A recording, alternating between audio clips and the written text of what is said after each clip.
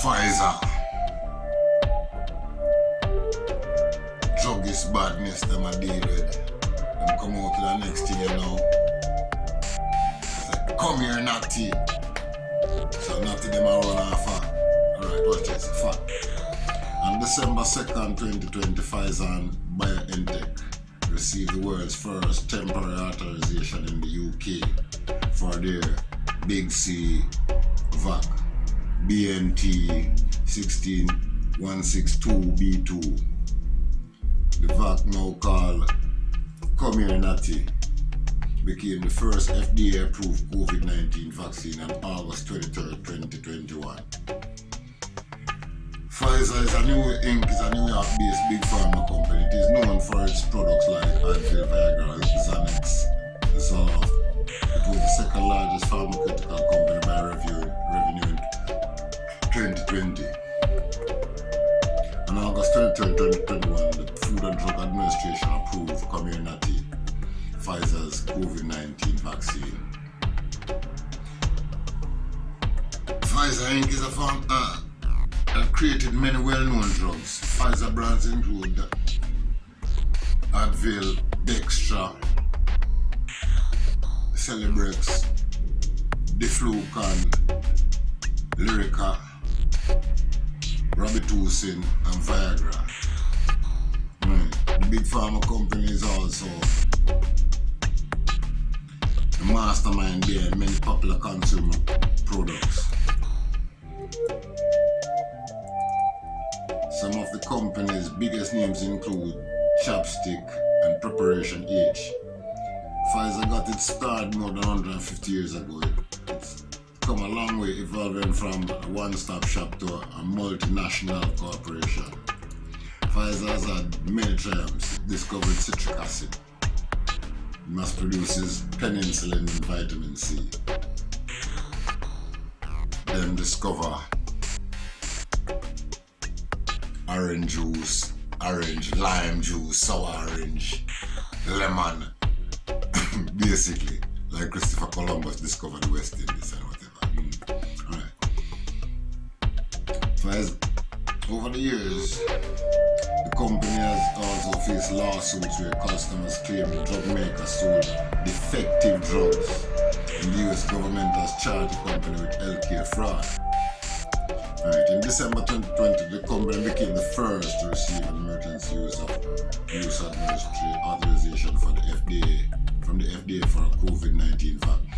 In response to the spread of the Big C Delta variant, the Center for Disease Control and Prevention and the health officials announced that booster shot will be available starting the week of September 20, starting today,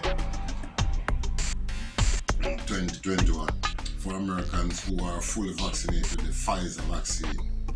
On August 23rd, the FDA approved the Pfizer-BioNTech vaccine, which will now be marketed as Come Here Natty.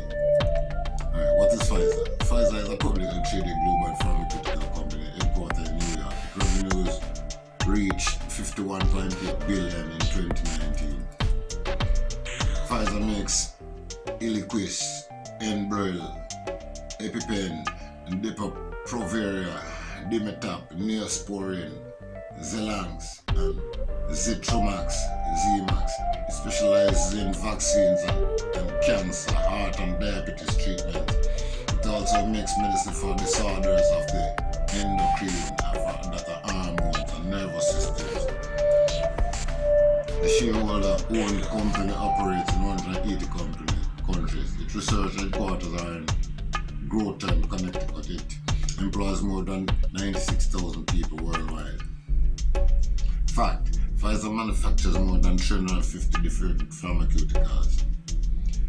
Pfizer's COVID vac. In response to coronavirus plan, Pfizer partnered with BioNTech in April 2020 to begin developing the BNT 162B2 is an mRNA vaccine. In November 2020, the drug maker announced that data from phase 3 clinical trials has shown the vaccine was safe and effective with an efficiency of 95%. It requires 2 doses 21 days apart. The study results marked an important step in this historic 8-month journey to bring forward a vaccine capable of helping to end this devastating pandemic. We continue to move at the speed of science to compile all the data collected thus far and share with regulators around the world. Dr. Alberta Burla, Pfizer chairman and CEO, said in a press release, "With hundreds of thousands of people around the globe infected every day, we urgently need to get a safe and effective vaccine to the world." Drug recalls. Pfizer has had to recall some of its popular products due to quality issues and poor packaging. For example, Effexa, XR, and Prempro are 2 products affected by recalls. More recently, the company recalled 2 lots each of Relpax in 2019 and Duavav in 2020. Effexa XR in 2014, Pfizer called 2 lots of its antidepressant drugs. Effexa XR. Ticosine was discovered in an Effexa R bottle. Ticosine is one of the company's hard pills. Pfizer warned that the combination of the 2 different drugs could be deadly. Prempro. In 2013, Pfizer announced it was recalling 5 lots of Prempro. Prempro is a hormone replacement therapy drug. Routine testing revealed the strength of the drug is low. Lawsuits and settlements. Over the years, Pfizer has faced lawsuits involving some of its most popular drugs. Courts have dismissed thousands of lawsuits against Pfizer. The company has also agreed to settle cases involving claims of illegal marketing and healthcare fraud. Protonix. The company people are suing Pfizer over Protonix. Protonix lawsuit said Pfizer failed to warn about the risk of kidney problems in 2013. Pfizer agreed to pay $55 million to settle criminal charges. The U.S. Department of Justice said Wyeth promoted Protonix for unapproved uses in 2000-2001. Pfizer acquired Way in 2009. And buy them on the trip.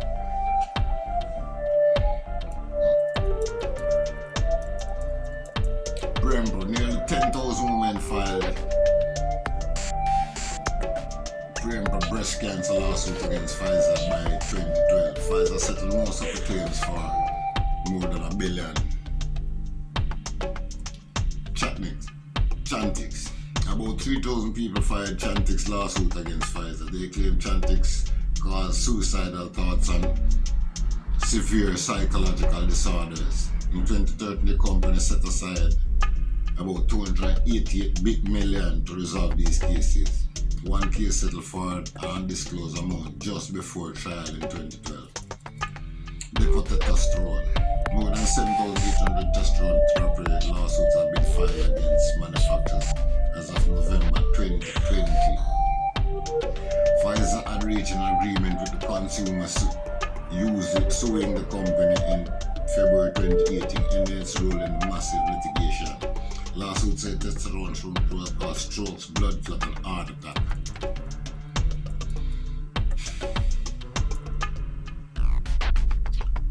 Effexa. A federal panel closed the consolidated Effexa litigation in 2013. Lawsuit claimed birth defects. Zoloft. A judge dismissed Zoloft cases in 2016. Lawsuit included similar claims to Effexa. The judge did not agree that Zoloft caused birth defects, but the judge concluded there were insufficient evidence to definitively link the two. Eliquis. A judge dismissed a group of federal Eliquis cases in 2017. Injured patients continue to file severe bleeding claims in Delaware State Court.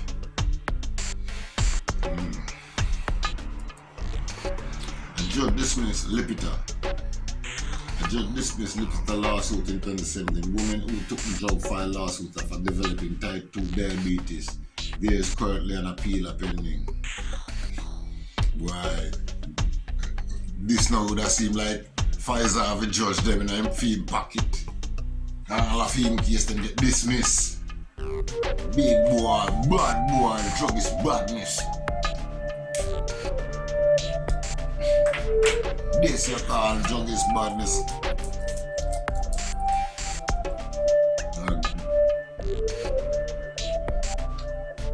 Trovan, in 1996, Pfizer conducted an approved clinical trial. It involved children with meningitis in Nigeria. The CBS News reported the trial led to the death of 11 children. Dozens more were left disabled. This is one way them talk too much about. So I want to see in India, when you see other things about this Trovan in India too, with the darker skinned Indians, where a lot of them cripple up. No babies, none of them now say 30 years later, none of them never have a baby. That was what 2016 and the city, yeah. So the 30-year thing would add up there. So. Now, Pfizer's unapproved clinical trial. The unauthorized trial involved tests on 200 children with Pfizer's antibiotic Trovan. Source is BBC News. Trovan is a drug severely restricted in use because of its potential to cause liver damage. Injury to the liver as a result of taking Trojan can lead to liver failure and death. In 2011, Pfizer paid $700,000 to 4 families who lost children during the Trovan trials. In addition, the company set up a $35 million fund for those affected by Trovan. Pfizer also agreed to sponsor health projects in Kano, Nigeria. Tough on crime. Pfizer and the CIHR by Robert G. Evans.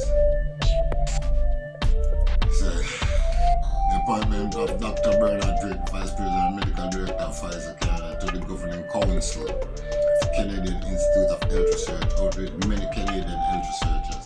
Pfizer has been an habitual offender, persistently engaging in illegal crop marketing practices, bribing physicians and suppressing adverse trial results.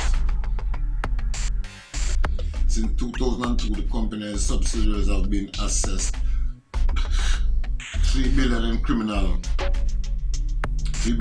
criminal conviction, civil penalties, and jury awards. The $2.3 billion settlement in September 2009, a month before Dr. Pridgen's appointment, set a new record for both criminal fines and total penalties. A link with Pfizer might well advance the commercialization of Canadian research, unhindered by law or morality. Is that now the only mandate Dr. Do that? If me pronounce your name right. Dr. Deaudet.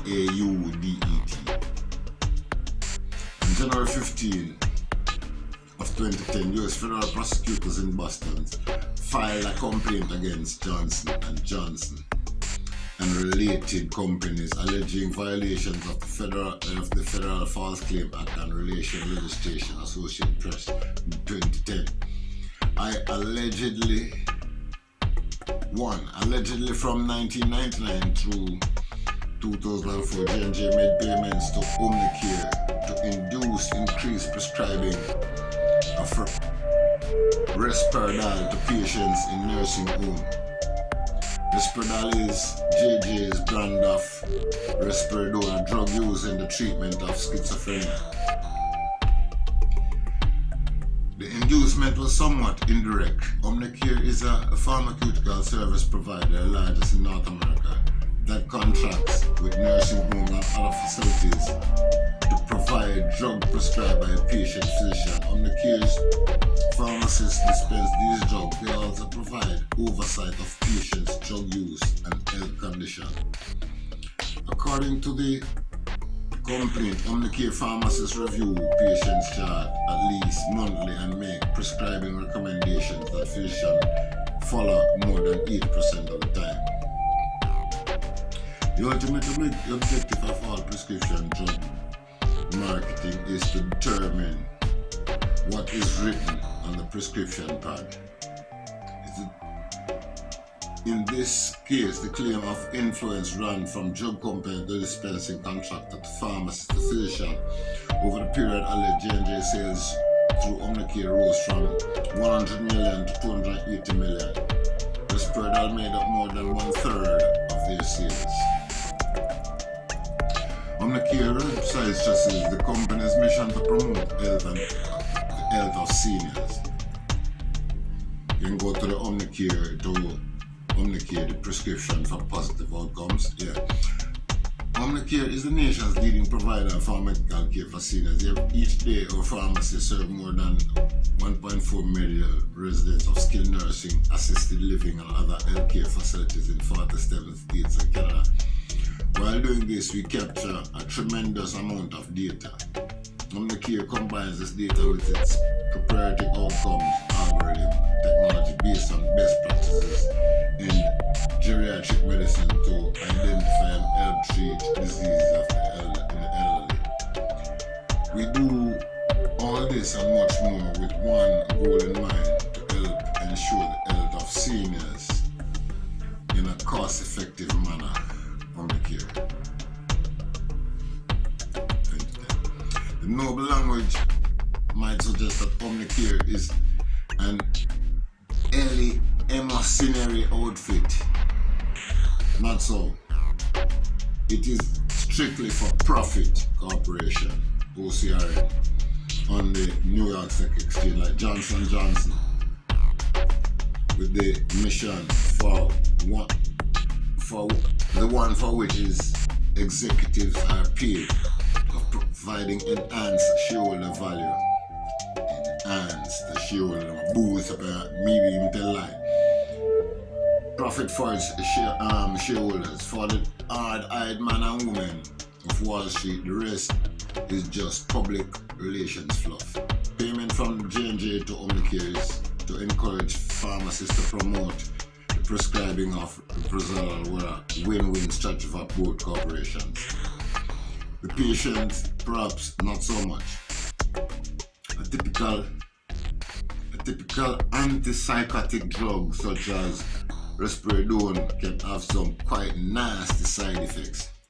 In particular, useful and drug administration requires manufacturer to include special labeling warning of an increased risk of death related to psychosis and behavioral problems in elderly patients with dementia. Kickbacks in the nursing home pharmacy context are particularly nefarious because they can result in excessive prescribing of strong drugs for patients who have little or no control over the medical care they are receiving. Nursing homes doctors should be able to rely on the integrity of the recommendations they receive from pharmacists, and those recommendations should not be a product of money that a drug company is paying to the pharmacy. U.S. Attorney Carmen Ortiz quoted in Associated Press 2010. In addition to the risk to patients, the other side of the coin of corporate gain was the cost to public and private payers. But these interests, like those of patients, were not presented when J&J implemented a strategy of, in fact, purchasing Omnicare's nursing home pharmacies act as an extension of its own sales force. The charges against J&J have not been proven in court, nor are they likely to be. Corporations prefer not to go to trial. Rather, they negotiate a settlement that will permit them to continue denying wrongdoing while paying to make the charges go away. Such settlement may, however, include a formal guilty plea and one or more criminal charges. Omnicare, as it happened, settled a related charge last November for a payment of $98 million to the United States and state government. Associated Press in 2010 with that case settled, J&J will probably choose the same option. The only real issue in dispute will be the size of the penalties. The amount of money involved in this case is in fact very small potatoes. J&J will probably pay a couple of $100 million in fines and civil penalties. The stakes were somewhat higher last September when Pfizer and related companies settled a number of charges for a total of $2.3 billion. See O'Reilly and Capaccio, 2009. This settlement set a new record for a criminal fine, $1.2 billion, plus civil penalties of $1 billion. Subsidiary Pharmacy and Upjohn pleaded guilty to one count of felony misbranding of a pharmaceutical and was assessed a forfeiture of $100 million. A number of fraudulent marketing practices were involved for a number of different Pfizer subsidiary products. The criminal charges focus on the illegal promotion of several Pfizer brands. Bextra, Valdecoxib, a pain medication since removed from the market. Jadan, Ziprasidone, HCl, an atypical antipsychotic. Zyvax, Linezolid, an antibiotic, and Lyrica, pregabalin, a seizure medication. These were promoted for off-label use, that is, for use other than those approved by the FDA. But there's also kickbacks to physicians and the use of unverified and misleading marketing materials that promote prescribing of several other Pfizer brands, including Viagra, Sildenafil, and Lipitor, Atorvastatin.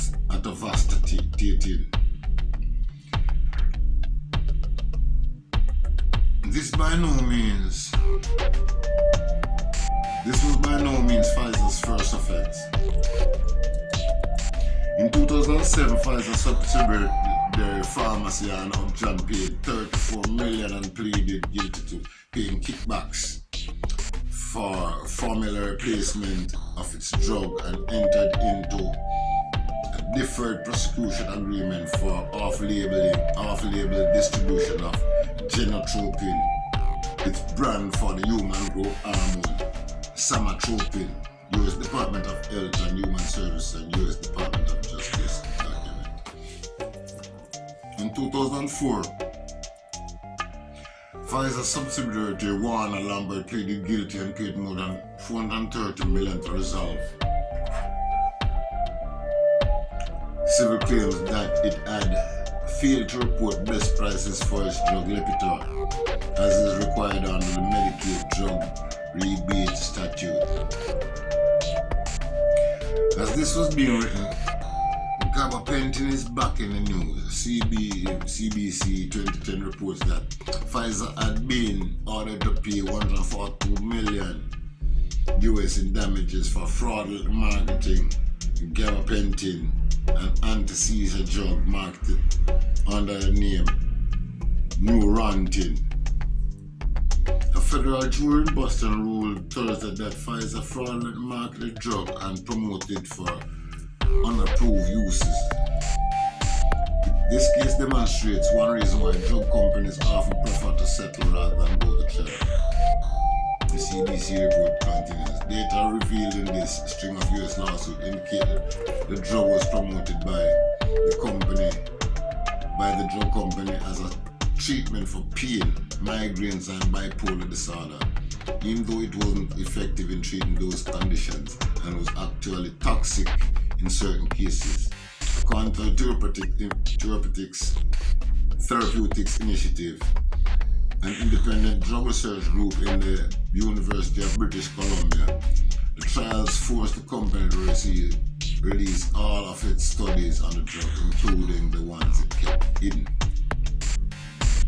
A new analysis of those unpublished trials by the therapeutic initiatives suggest that gabapentin works for 1 out of every 6 or 8 people who use it at best. The review also concluded that 1 in 8 people had an adverse reaction to the drug. Dr. Tom Perry, quoted in the story, estimates that Neurontin sales in Canada are around 300 million per year. Since the drug has been used since late 1990s, at least $1 billion have been spent on an illegally promoted drugs with few benefits and serious side effects.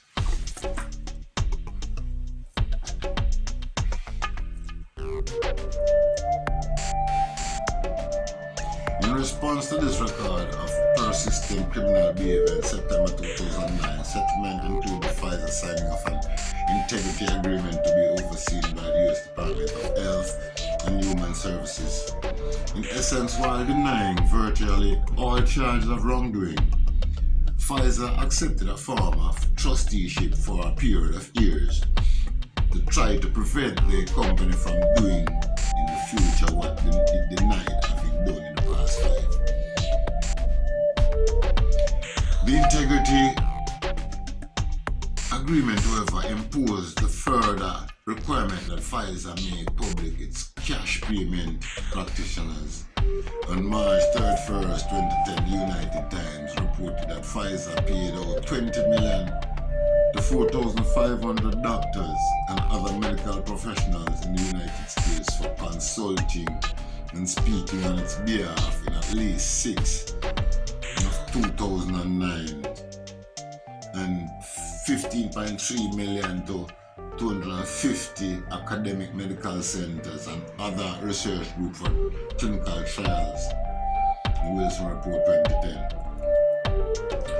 While most of the disclosures were required by the integrity agreement, company executives said they had long planned to be more transparent. The skepticism of some outside experts may have been reinforced by the fact that Pfizer's website, like those of Eli Lilly, Merck, and GlaxoSmithKline, is set up in ways that make it difficult to download and analyze the entire database. It's also notable that the integrity agreement does not apply to payments made to physicians outside the United States. In Canada, for example, and according none of those were disclosed. An integrity agreement was also imposed on the precious record settlement of health industry fraud charges, the $1.7 billion paid by the Hospital Corporation of America in 2003, U.S. Department of Justice 2003 bill. In this case, the charges involve false claims arising from a variety of alleged unlawful practices, including cost report fraud and the payment of a kickback to physicians. U.S. Department of Justice 2003, as well as fraudulent billings of various types, but in the HCA case, the Department of Justice also proceeded against a number of corporate executives. A corporation may treat both criminal and civil penalties as simply business expenses to be weighed against the revenues earned from illegal behavior. But human beings can be put in jail, and that is a whole other matter.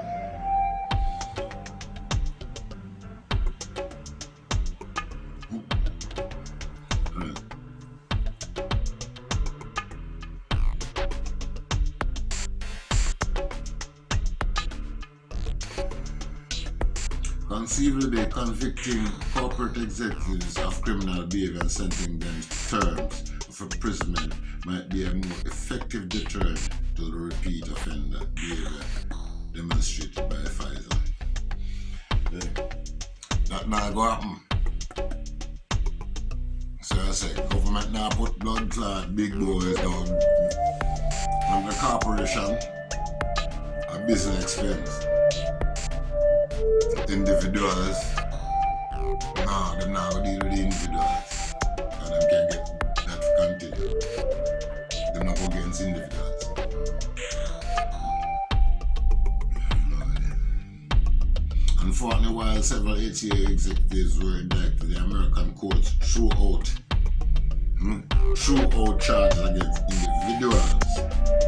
The corporation, its stakeholder, that is the stakeholders, incurred financial penalties. The executive involvement were presumed innocent. In the absence of such personal liability, both criminal and civil penalties appear to be devised at least at business expense were incurred. You have to spend money to make money, see? See the unfairness in our society. The court is a bank. The judge is the banker, or the bank teller, and the police officers. Now the overall, they call it now.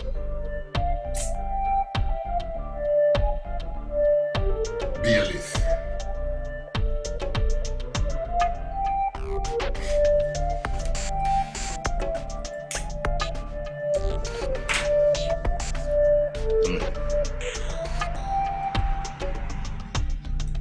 This point was illustrated in 1998 when Canadian courts rejected a suit by Bristol Mayor's Squibb to suppress a research report on the effectiveness of various pharmaceuticals.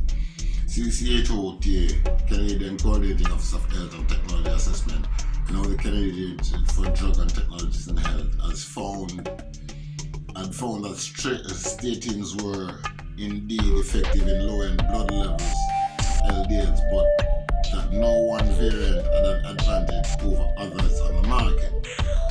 Bristol Mayor's Squibb's pravastatin, branded as Provacal, had the leading market shares in Canada, and the company feared that this assessment might undercut its marketing. The company sought an injunction forbidding the report's release. This was denied. The company appealed the ruling. The appeal was denied. But Bristol Mayor's Squibb won by losing.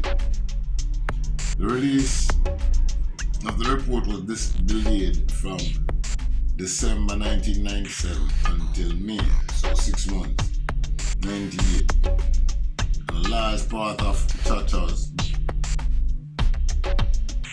budget and the time and focus on the staff were diverted to litigation.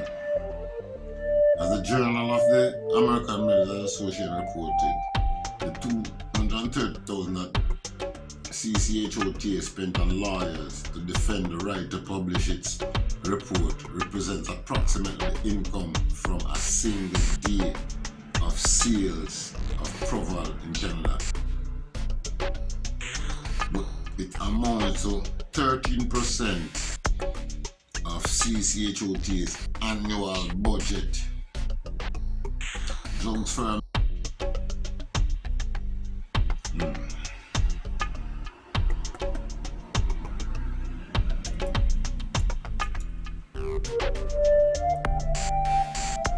This go on to show you some amount of revenues with different companies, Johnson & Johnson, Pfizer, Roche, GlaxoSmithKline, Novartis, Zano, AstraZeneca, Abbott Laboratories, Merck, Bristol Mayer, Bayer Healthcare, Eli Lilly.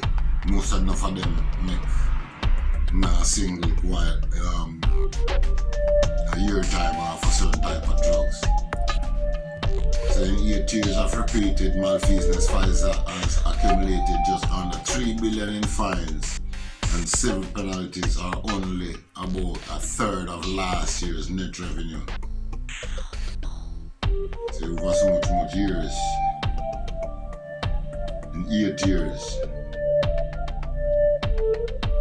the amount they spent is just about 1/3 of last year's revenue.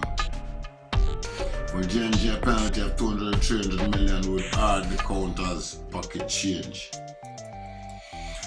But the world evolves. In January 2010, the FBI, operating in conjunction with authorities in the United Kingdom and Israel, executed a sting operation against a number of mostly small-time arms dealers who offered bribes to the representative of a fictitious African nation to secure equally fictitious contracts to supply arms and ammunition.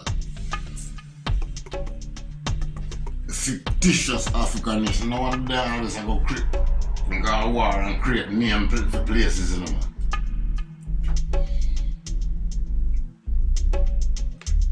Fictitious African nation. Right. This is an offense under U.S. Foreign Corrupt Practices Act, and the charges are laid against individuals who offer bribes or otherwise engage in corrupt practices as defined by American law. The FBI were careful to ensure that the victims of this thing were fully aware that their intended actions were illegal. 22 executives were then arrested, all but one in Las Vegas. This operation was the first on a new modus operandi for the U.S. Department of Justice, involving a campaign-style approach targeting industries identified as highly corrupt, and then trying to bring simultaneous prosecutions against a large number of people in those industries.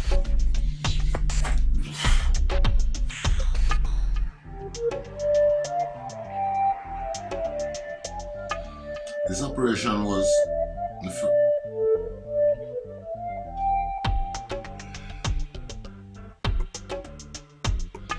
what is of particular interest is that the next industry to be targeted using the foreign corruption practice was pharmaceuticals.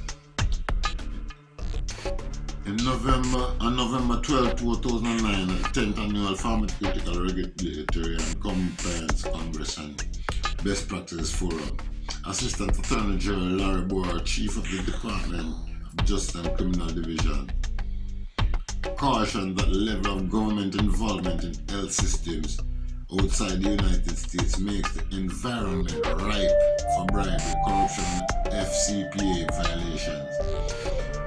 He indicated that departments' increased scrutiny on the pharmaceuticals industry will mean investigation and, if warranted, prosecution of corporations. But also it will involve investigation and prosecution of senior executives. May just in 2009 will the international nature of the pharmaceutical industry enable such investigations to reach corrupt practices. Individuals within the United States itself could reach into Canada, and answers are probably some years away.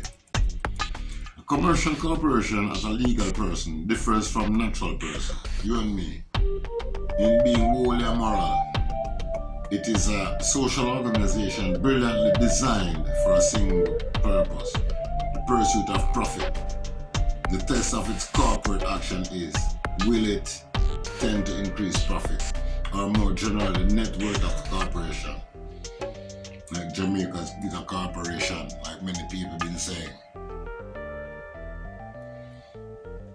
So that's why the CEO and the chairman of the company in Jamaica don't really care about the workers, low-end workers. Low-end workers that are like the poorer people. That country, the useless, you can replace them anytime.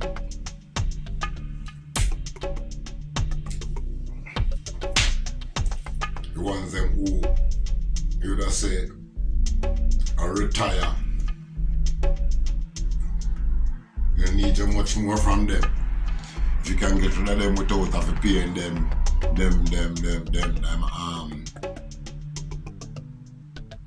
pension and all them sitting there. Yeah, nothing like Jamaican corporation. Anyway, back to this. That's it. It is a social organization business designed for a single purpose of profit. A test of corporate action, will it tend to increase profits or more generally the net worth of the corporation? The action may involve the breaking of laws or threats to the health and well-being of patients or other natural person. Looking at Pfizer's record, one thinks of the phrase habitual criminal, but the corporation lack the mens rea, the guilty mind associated with criminality in the natural person. Amoral, purely legal persons recognize no moral restraint, so are no more capable of feeling guilt than a robot. Yes, Andronis is concerned, him no feel no moral guilt.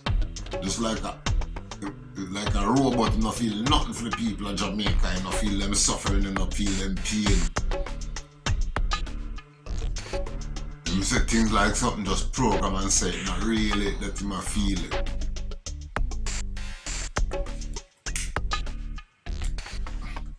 I don't really understand what him just said. When push up and exaggerate, like, man a bad man, I don't give a fuck.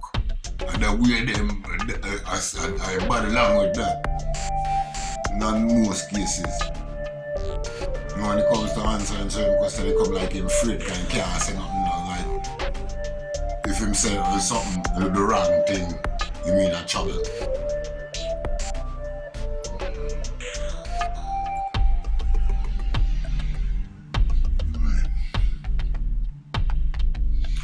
But corporations don't lie, steal, conceal, plunder, bribe or scheme. People do. The corporate form typically permits corporate executives to escape personal accountability. You see, Royal Reid and the next man there, and that them are doing right now.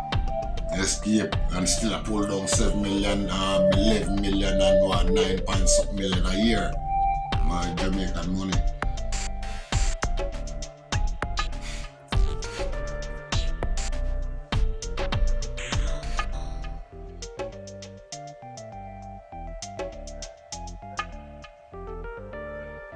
There is no risk of that happening in Canada. In sharp contrast to the US Department of Justice, regulatory authorities in Canada are reminiscent of Monty Python's parrot. To the contrary, and to the outrage of much of Canada's health research community, the Vice President and Medical Director of Pfizer Canada, Dr. Bernard Pridgen, was on October 5, 2009 appointed to be Governing Council of the Canadian Institute of Health Research and the premier National Institute for Funding Health Research. This extraordinary appointment raises very troubling questions about the motivation, not only of the Canadian federal government, but also Dr. Alan Bedut, the president of CIHR. Dr. Bedut is well aware, unlike one suspects most of Mr. Harper's conservatives, of the difference between genuine pharmaceutical medications and marketing masquerade. Yet the appointment can only be made on his recommendation, or at least with his blessings. What was he thinking when he decided to get into bed with Pfizer and deliberately snub so many Canadian health researchers? It is conceivable that Dr. Bedut was simply unaware of Pfizer's record of persistent criminal behavior and casual disregard for the health and well-being of patients. That would be a major failure of due diligence. The record is all in the public domain and readily available. Was he bowing to government pressure? Again, unlikely. People of integrity are under political pressure to betray the public trust should and do resign. No, I never will ever mark other things as to what go on. The Pfizer involved in these drug companies and who them Pfizer take over.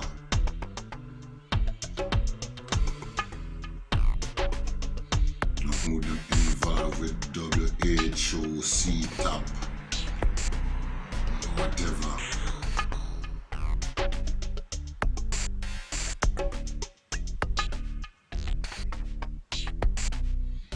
So I only suspect clean way forward is to globalize manufacturing so that disadvantaged countries no longer rely entirely on charity.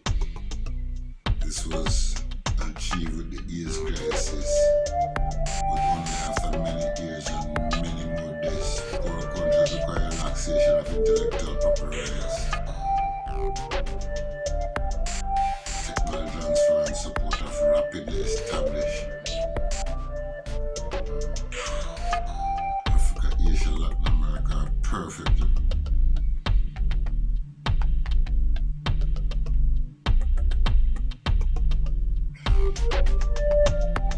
Simply look on these articles to say people, these things, we'll jump on and take these things and boast about which one to take and which one to take. But in reality, people, all of these companies, them force on things from people with them illegal practices, and through them are big corporations and them have big name, and we jump and we take them things and we guilt trip or friend them, or who guilt trip people into doing things because we done it. Like a woman will get raped. This is like a woman will get raped now, decides every other woman to get raped too. Because she been raped, you want every other woman to be raped. Nah. A man rape a man because a man rape you. And you couldn't, you didn't even try fight for save your honor and your manhood. You want everybody else to turn faggot now?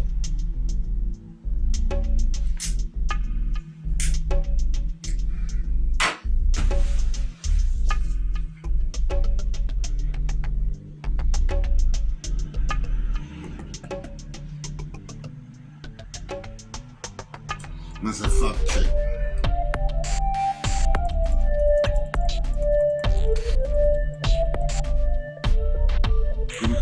We have read and understood BMJ's policy and declaration of intent declare for like FH and DY are signatories of the People's Vaccine Campaign. FH is a founder of the Health Justice Initiative, which is a member of the People's Vaccine Campaign.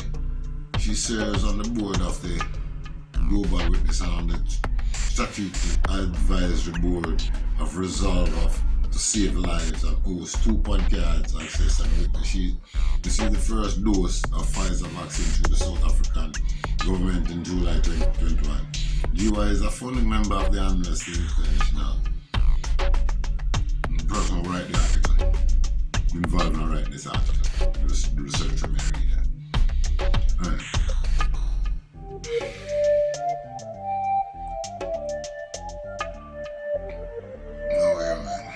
People's Vaccine. He's a member of COVID-19 Vaccine Development Task Force, hosted by the World Bank, and participates in an unpaid academic advisor in the consultation process. As a fact, Czech International Criminal Court has yet to assess merit of a claim regarding Israel's COVID-19 vaccination program, where it said, like,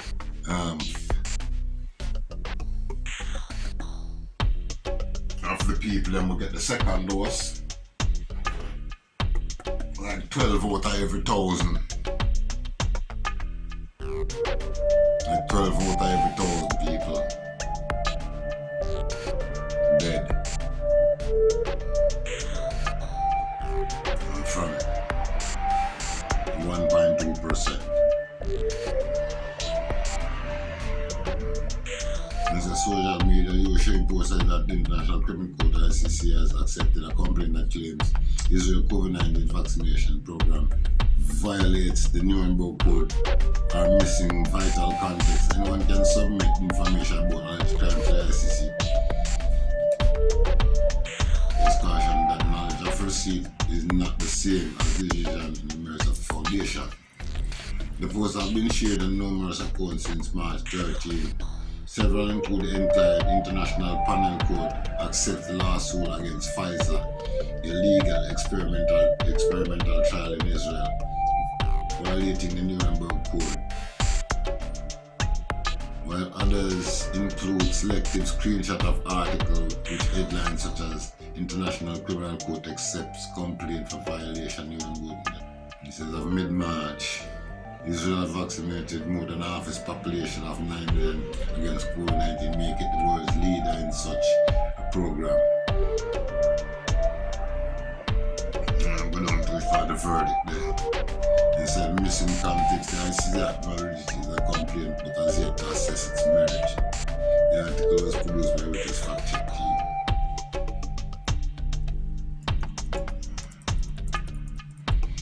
Claim Pfizer was sued 2.3 billion, fact check again, bribing doctors and suppressing adverse trial results.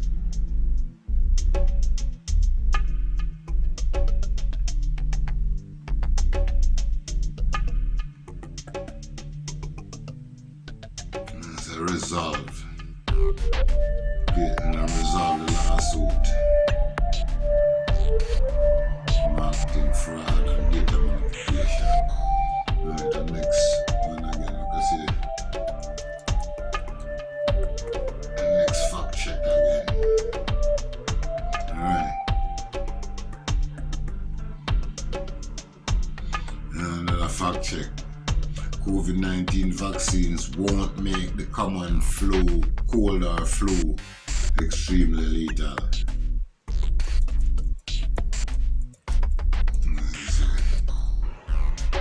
Justice Department said in 2009 Pfizer paid $1 billion to resolve allegation of civil wrongdoings under the False Claim Act. Big strap. Pfizer denied civil allegations except acknowledging improper promotion of Zynex.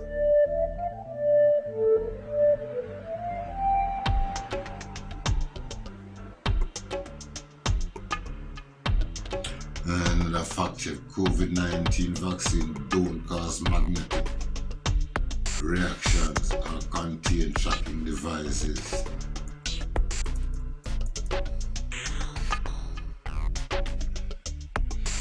But none of these allegations is related to suppressing evidence of adverse events, as the claims asserted. A key topic as some Americans continue to question the safety and effectiveness of the vaccines. Fact check. India's COVID-19 surge not connected to vaccinations.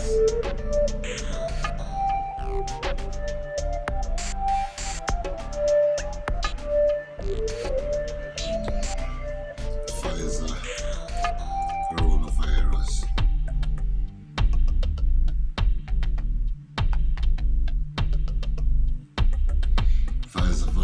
The Pfizer coronavirus vaccine was first authorized for use in people 16 years and older under FDA emergency use authorization in December. This came after testing that involved more than 40,000 people. So right now, the test them a test. They're not sure or not yet.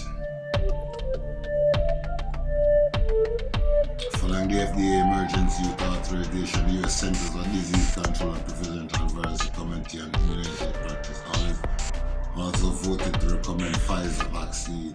The committee has also voted to recommend the Moderna and Johnson vaccines.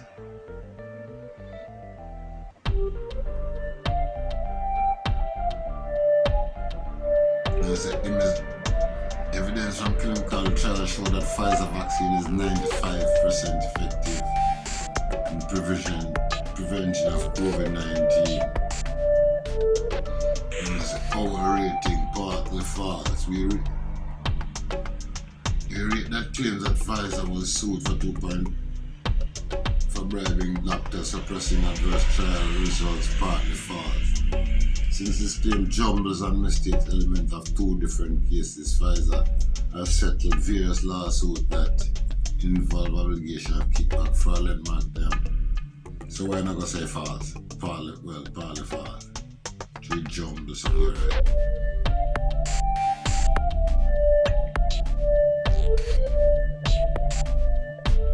Another fact check. US Department of Justice, September 2009.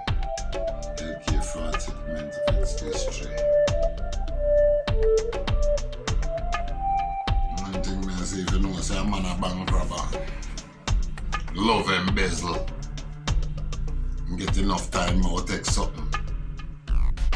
And you put him back in a bank for work. Or you give him charge of your bank. Now say you can't do some good work for your bank, you know.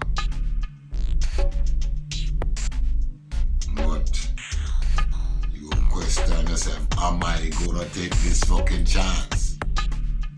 That's all we say about these things, yeah. You just need to question the motives. Because it's not like these things been out there proven and tested not to have side effects or dangerous side effects, and the people them way I use it.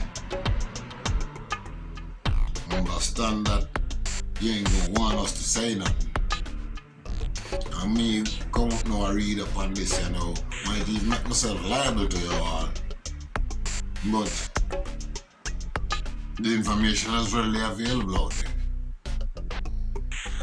It's just that people need to look these things up and decide for themselves whether they want to go Moderna, Johnson & Johnson, AstraZeneca, or Pfizer, whichever. Because there's lots of other vaccines where we the poor people are here about. Come here, I sit my book up on one when I come from Poland. I remember what the name I tell now. No, I don't hear the name, the regular. No, people. We just look into our boy, our leaders, you know. Remember we did a company that love to offer bribes.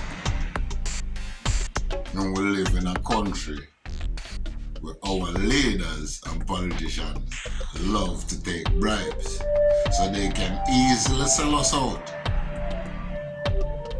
Especially in our country now, we see this thing I go around there, them want pay people. I'm like, them are pay people to take these drugs. We can't expect this Prime Minister, I see him on my TV screen right now too. These people might just have taken money to sell us out. The man when we see him in some picture with, see my Angela Merkel and this man that is not a country leader.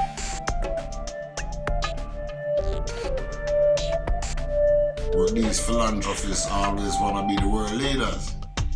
They got bigger intentions, they got bigger ambitions than most politicians. Most philanthropists want to be the one person who run the earth. Not for them goal, take over this world with something. And we know our boy would like to always, from computers, him always be the one who want to take over. So we know. All anything design or most anything wrong computer. People say chips or whatever, I don't know. I don't know him intention. But if these things are possible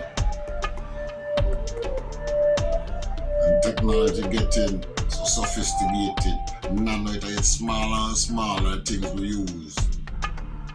I hear a man mention wetware. When I do engineering in New York, I hear them talk about certain type of things and shielding and how you can still send out a signal from within the shield and lose the signal.